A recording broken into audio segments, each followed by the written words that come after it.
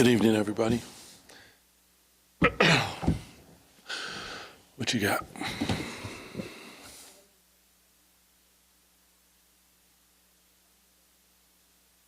Hey, Doug. The third quarter they started on a little bit of a run on you guys. You called that early timeout.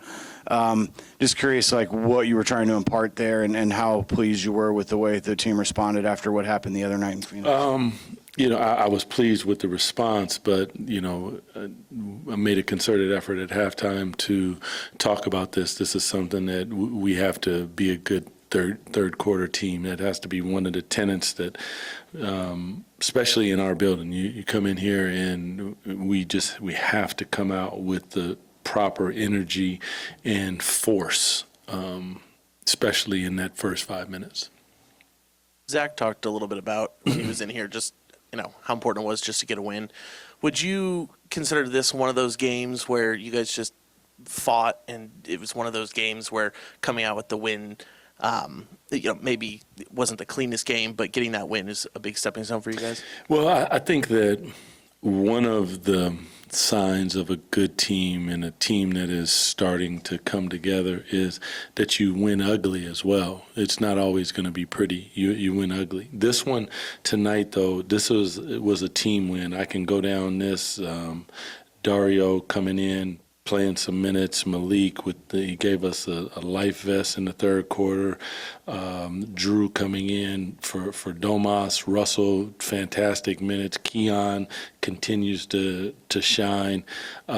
Zach saying leave Malik in because he's rolling. DeMar coming out for a few minutes. Isaac giving minutes. Domas coming back off an injury, and Dennis just playing a fantastic game. Like, you go down that, and I told them this is what we need on a night-to-night basis. It's not going to always be pretty, but it has to be team over everything. Doug, does it help to reinforce the message and the identity to win a game on the defensive end with Schroeder's stop at the end? Absolutely. If you guys watched, this team scored 130 points, I think, versus a really good defensive Clippers team.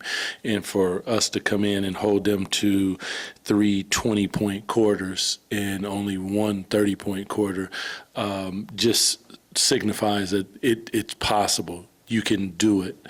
Now the consistency with which you approach that is going to be the most important piece to the puzzle. So can we put the ball in the basket? Yes, but we must defend and rebound the basketball. Doug, speaking of defense, what was your thought process when you put Russ on Markkanen in the fourth? Russ is, first of all, he's a veteran, so he knows how to play. One thing that I know about Russ is he's going to be highly physical and he's going to be highly competitive. And when you're fighting through screens and all those things, like, he's not going to get screened. And if it is, it's most likely maybe moving, illegal, but he's going to fight through them. There's a couple different ways to stick a player like Laurie because he is so good. I mean, he can shoot the basketball. One is to crawl up underneath him, and that's kind of what we're doing with a smaller player. He's just a heck of a player, but, Russ's competitiveness and greatness in that moment was what we went with. Out-rebounded tonight, but you managed to nearly even out the field goal attempts by forcing turnovers. How much do you want that to be part of the identity of this team? Well, for us, it hasn't got there yet, but there are two ways for extra possessions. One is offensive rebound. We need to be better. And the other is creating turnovers. And those are the two things that I've talked to them about many times. It's not going to be perfect, but it's going to be a part of who we are. And we just have to continue to define our identity nightly. And if we play to our identity, we give ourselves a chance. Doug, we talked about the size of this team. They, they're basically 3 7-footers, and Domas comes back and outworks 2 of them for that rebound and the putback at the end. How big was that, and what does that say about him and the way he competes? Man, I can't say enough about Domas. Like, first of all, he wants to come back. That's huge. That says a lot about who he is and what he's about. And then, I told him, don't know what the stretches are going to be, but communicate with me and let me know, because this is your first game, and the conditioning factor. But he looked great. I thought that he did a heck of a job. He was aggressive, but we missed him on the backboard, and lo and behold, he goes in and gets an incredible rebound for us at a time when we needed it desperately. So just really, really excited and pleased to see the big fella back in the building. Some have compared Malik for this team to what Bobby Jackson was for your guys' squad back in the day. One, do you agree with that comparison? And two, how important is it to have an energizer, not just for your team, but to get the arena and the fans going as well? Yeah, it's huge. Bobby likes to shoot more than Malik, which is crazy, out of control. But you need that.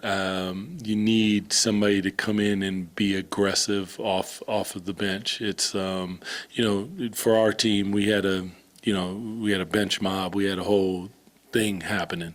We're getting there. And we will. But, when Malik is playing at a really high level, using his energy, and, he doesn't always, in that second unit, have to handle the basketball. And I like that because it allows him to find gaps and openings and for him to get some free open looks as opposed to playmaking all the time for everybody. And it balances things out for him, allows him to be aggressive on closeouts and I've told him this, I can remember saying it last year, he's 2 or 3 feet behind the line. I want him to shoot that, and he did tonight, and he knocked it down. Appreciate y'all. Have a good one.